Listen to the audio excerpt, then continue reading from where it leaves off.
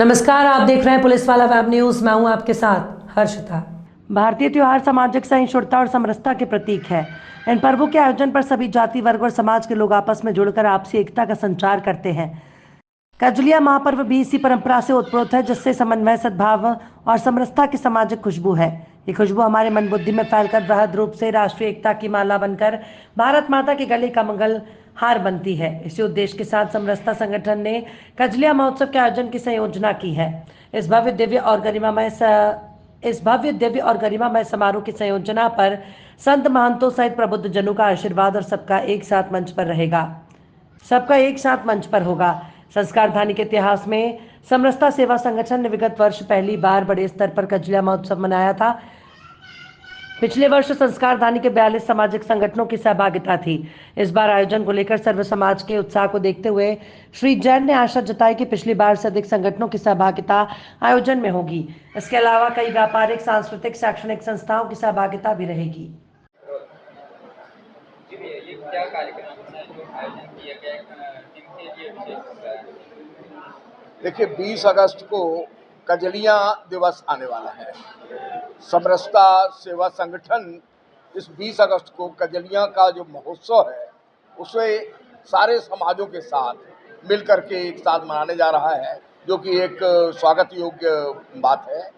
इस समारोह के आयोजन के लिए उनके द्वारा जो प्रयास किए जा रहे हैं, उस प्रयास में समस्त वर्गों के लोग हैं, समस्त जातियों और समाजों के लोग हैं, जिन्होंने मिलजुल करके इस कार्यक्रम को बृहत रूप प्रदान किया है। और ये ऐसा बड़ा अच्छा आयोजन होगा जो कि हमारे संस्कारधानी को प्राप्त होगा।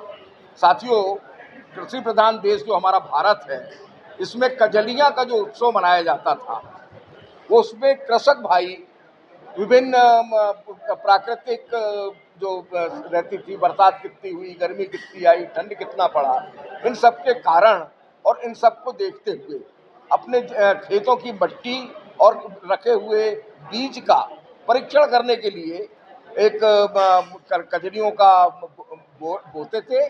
और उन कजलियों को एक निश्चित दिवस, भाद्र के प्रथम दिवस, वो उसको काट करके और उससे अपना अंदाजा लगाते थे कि आगे की आने वाली जो फसल है उसका क्या गुण होगा, कैसी गुणवत्ता होगी, और उसके अनुसार ही उन्हें अपने कार्य के लिए किस तरह की सुधार करने की आवश्यकता है। तो ये कजलिया उत्सव वैज्ञानिक रूप से, व्यापारिक रूप से, सामाजिक रूप से तो महत्व रखता ही है, साथ ही आपसी समन्वय बनाने के लिए एक जो समरसता सेवा संगठन का प्रयास है, तो उस प्रयास के क्रम को आगे बढ़ाता है।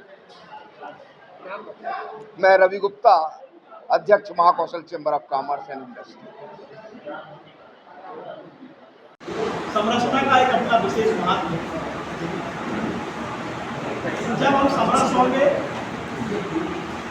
तब हम मजबूत होंगे, हमारी संस्कृति, हमारी परंपरा मजबूत होगी। और इसी दिशा में पिछले आज के बीच में कार्य, इसके अंतर्गत हमारी जो कार्य योजना थी वो पिछले वर्ष 2023 में परम पूज्य रामभद्राचार्य जी के पावन उपस्थिति में 13 अप्रैल को इसका कार्य योजना का प्रारंभ हुआ। हमारा मुख्य ध्येय वाक्य सब सबको जाने और सब सबको माने। जब हम ये बात करते हैं कि सब सबको जो जिन्होंने समाज को अपना दर्शन दिया है और उन महापुरुषों को, उन ऋषि मुनियों को हमने कहीं ना कहीं अपनी जातियों में बांट दिया, जबकि उन्होंने अपना दर्शन पूरे समाज को दिया। और आवश्यकता इस बात की है कि हम उनके दर्शन को समझें, पढ़ें, उनको जाने और हम सब मिलकर उनको माने। और इसी निमित्त हमने पिछले वर्ष जयंतियों के कैलेंडर बनाया, उसके माध्यम से पिछले वर्ष हमने 32 जयंतियों के कार्यक्रम आयोजित किए और अभी 3 महीनों में हमने 9 जयंतियों के कार्यक्रम किए। इस प्रकार से 41 जयंतियों के कार्यक्रम अभी तक हमने समरसता सेवा संगठन के माध्यम से किए हैं, जिसपे उन महापुरुषों के विचार, उन ऋषि मुनियों के विचार, भारत की संस्कृति परंपरा के बारे में क्या है, किस प्रकार से हमको आगे बढ़ना है, उनके विचारों को हमने जन जन तक ले जाने का काम किया है।